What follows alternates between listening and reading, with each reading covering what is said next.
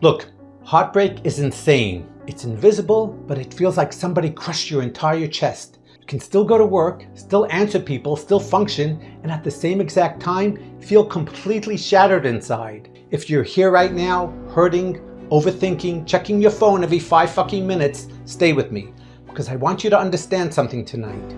You're not crazy, and you're not weak. You're heartbroken. And heartbreak affects the nervous system way more than people realize. See, everybody talks about heartbreak like it's just sadness. No, heartbreak is confusion. Heartbreak is identity shock. It's waking up thinking, how was I so important to somebody and now I feel like nothing? That messes people up deeply.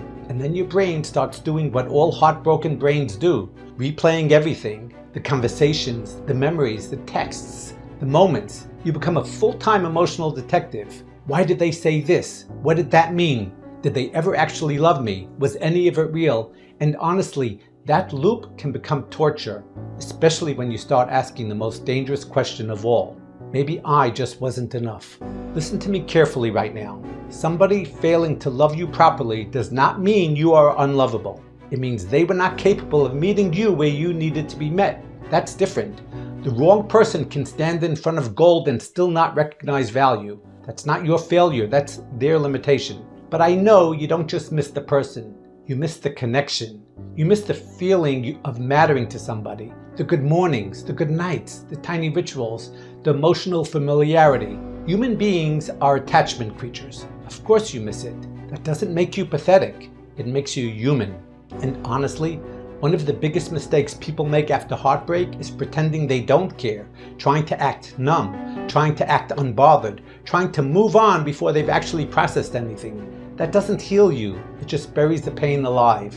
And buried pain leaks everywhere. So cry if you need to, journal, pray, talk, walk, sit quietly and feel it. Don't shame yourself for hurting over something that mattered to you. Pain is not weakness, pain is evidence that your heart was invested. Now, that doesn't mean you let the pain move into your house permanently. Pain is supposed to be a visitor, not a roommate.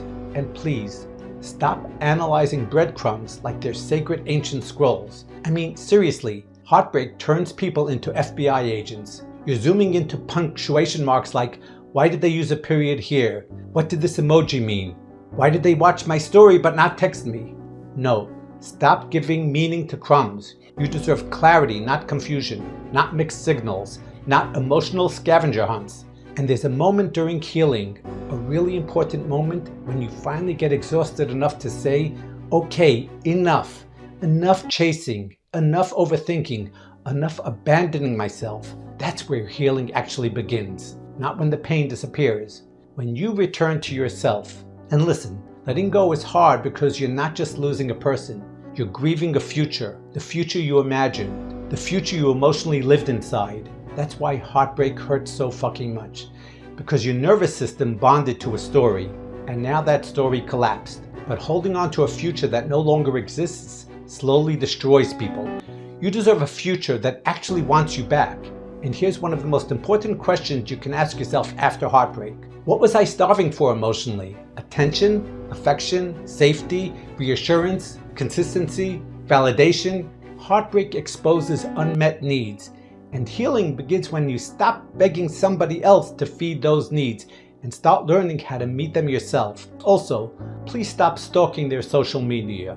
I mean it. You can't heal from a wound you keep reopening every night at 1 a.m. Every time you check, you restart the emotional loop. You're basically picking the scab off your own nervous system. Let it breathe. And don't isolate yourself completely either. Heartbreak makes people disappear from life. No. Go outside. Go walk. Sit in sunlight. Talk to somebody safe. Move your body. Healing needs movement. You don't heal locked inside your room replaying memories all day. And look, I know part of you still wonders, what if they come back? That thought is normal, but hear me carefully. If somebody is truly meant for you, their love will not require you to destroy yourself to keep it. Real love is not constant anxiety. Real love is not confusion. Real love doesn't make you audition for basic emotional safety. And one day, somebody will love you in the language your heart understands. Consistently, clearly, calmly. But first, you have to survive this chapter without losing yourself inside it. And trust me, there will come a morning where they are not your first thought anymore. You won't notice it immediately, but later that day you'll realize, holy shit, I didn't think about them this morning. That's healing. And eventually, their name won't tighten your chest anymore. That's freedom. And if you're still hurting right now, please be patient with yourself. You are not failing.